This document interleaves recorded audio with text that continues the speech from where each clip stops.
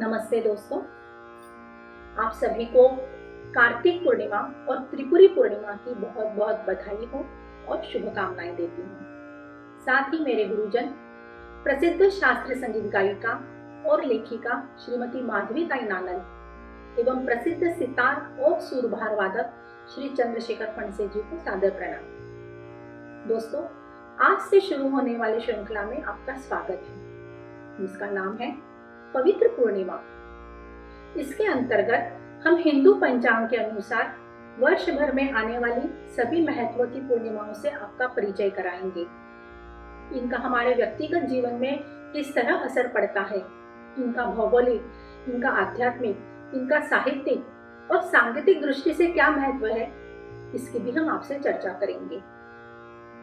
दोस्तों, यदि हमसे पूछा जाए कि महीने के 30 दिनों में कौन सा दिन आपको अधिक प्रिय है, तो हम कहेंगे पूर्णमासी का, यानी पूर्णिमा का। और हमसे यदि ये पूछा जाए कि आपका प्रिय त्योहार कौन सा है, तो बचपन से हमारा यही जवाब रहा है, दिवाली। दिवाली त्योहार है खुशियों का, आनंद का, हर्ष और उल्लास का। दीपों का यह त्योहार आश्विन माह के अंत से शुरू होकर कार्तिक पूर्णिमा तक दियों से जगमगाता रहता है। तो हमने सोचा क्यों न इस सुनहरे मौके का फायदा उठाया जाए और कार्तिक पूर्णिमा से इस श्रृंखला की शुरुआत की जाए, जिसका नाम है पवित्र पूर्णिमा, जो मानो हमसे कह रही है, जगमग जगमग दीप जले, जगमग जगमग दीप जले, कार्तिक के पूनम से नगर उजागर हुए। सरिताओं के तट पर बहते निर्मल घाट पर, सरिताओं के तट पर बहते निर्मल घाट पर मानो आसमां के हजारों दीप उतर आए धरती पर। कहीं देरासर, कहीं गुरुद्वारा या फिर शिवाला, कहीं देरासर, कहीं गुरुद्वारा या फिर शिवाला, मनाए सत्संग की अनोखी दीपमाला। त्रिपुरारी की है चांदनी रात आई, त्रिपुरारी की है चांदनी रात आई, संग अपने खुशियों की बारात लाई। दोस्तों, हम सभी जानते हैं कि चांद और पूनम का किस तरह से सदियों से चोली दामन का साथ रहा है। पूर्णिमा, पूर्णिमा एक पूर्ण रूप से चांद्र दिन है, जिसकी हर एक तिथि को हम दिनांक कहते हैं। और जब इन्हीं 30 दिनों को शुक्ल पक्ष और कृष्ण पक्ष में विभाजित करते हैं, तो शुक्ल पक्ष में चंद्रमा बढ़ते जाता है और 15वां दिन पूर्णिमा कहलाती है। कृष्ण पक्ष में चंद्रमा घटता जाता है और 16वां दिन अमावस्या कहलाती है। इसी को हम चंद्र की कला कहते हैं। इस बात से हम अच्छी तरह वाकिफ हैं कि एक वर्ष में 12 महत्व की पूर्णिमाएं आती हैं, और वो है चैत्र की पूर्णिमा को हम हनुमान जयंती मनाते हैं, तो वैशाख की पूर्णिमा को बुद्ध पूर्णिमा, ज्येष्ठ की पूनम को वट पूर्णिमा, तो आषाढ़ की पूनम को गुरु पूर्णिमा, श्रावण मास की पूर्णिमा को रक्षाबंधन और नारली पूर्णिमा मनाते हैं, तो भाद्रपद की पूर्णिमा को उमा महेश व्रत से मनाते हैं। आश्विन की पूनम को शरद पूर्णिमा, तो कार्तिक पूनम पुष्कर मेला, त्रिपुरी पूर्णिमा और गुरु नानक जयंती के लिए प्रसिद्ध है। तो मार्गशीर्ष में आने वाली पूनम को हम दत्त जयंती मनाते हैं। बाद में आती है पौष की पूनम, जो शाकंभरी जयंती और जैन धर्म में पुष्य अभिषेक के लिए प्रसिद्ध है। जहां माघ की पूर्णिमा तीर्थ नदियों में स्नान के लिए प्रसिद्ध है। और अंत में फागुन यानी फाल्गुन की पूनम को हम होली का पर्व मनाते हैं। तो दोस्तों, इस तरह हम हर महीने आपके लिए लेकर आएंगे एक नई पूनम, पवित्र पूर्णिमा, इस श्रृंखला के अंतर्गत। तो आज हम लाए हैं आपके लिए कार्तिक पूर्णिमा, जिसे हम त्रिपुरी पूर्णिमा भी कहते हैं। दोस्तों, आकाशगंगा में 27 नक्षत्र हैं, यानी तारों का वृंद, जिसे हम तारों का समूह भी कहते हैं। इनके अपने अलग अलग ही नाम हैं। इनमें से एक नाम है कृतिका नक्षत्र, जिसका अपभ्रंश होकर कार्तिक नाम हो गया, जो कि ये पूर्णिमा की तिथि है, इसलिए कार्तिक पूर्णिमा के नाम से प्रचलित हुई। अब हम देखेंगे कि कार्तिक पूर्णिमा का अध्यात्म से किस तरह नाता है।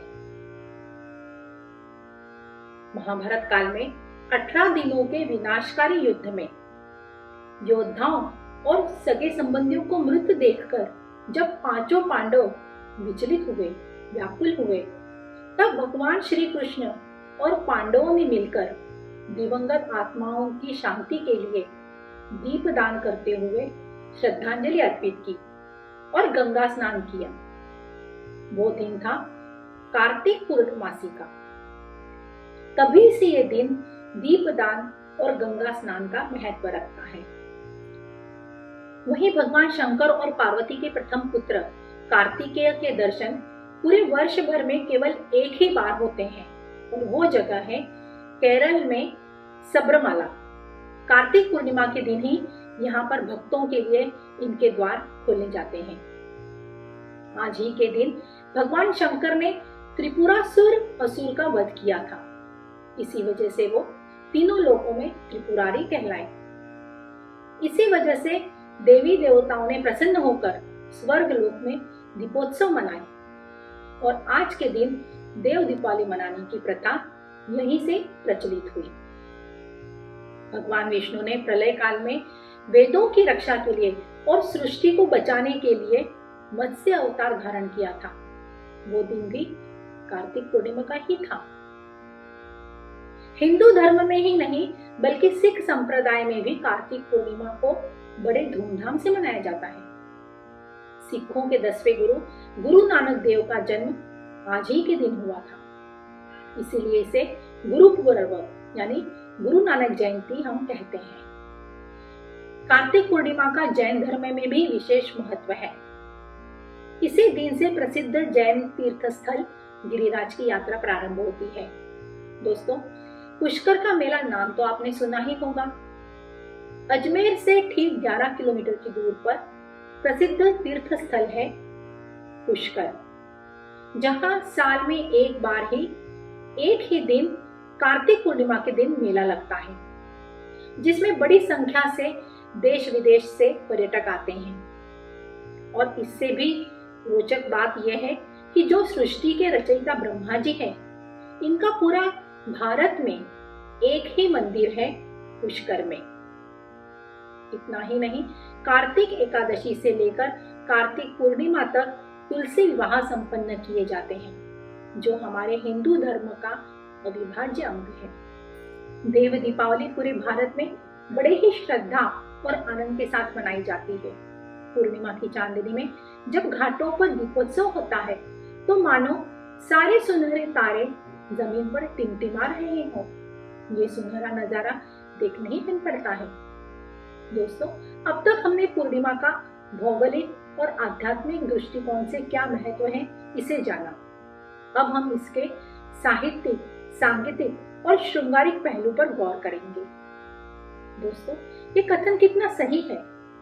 जो न देखे रवि वो देखे कवि।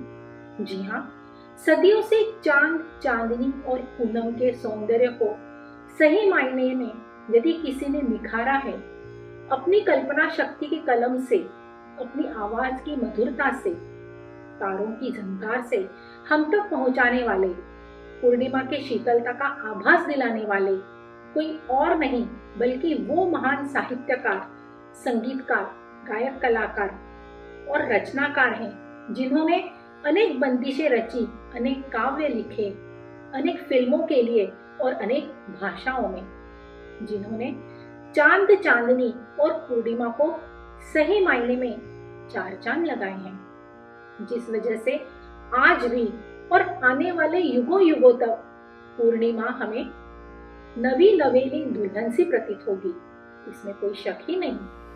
तो दोस्तों, ये रहा कार्तिक पूर्णिमा का परिचय, जिसके लिए हम ज्योतिषाचार्य श्री केतन जी वागड़िया के बहुत बहुत आभारी हैं।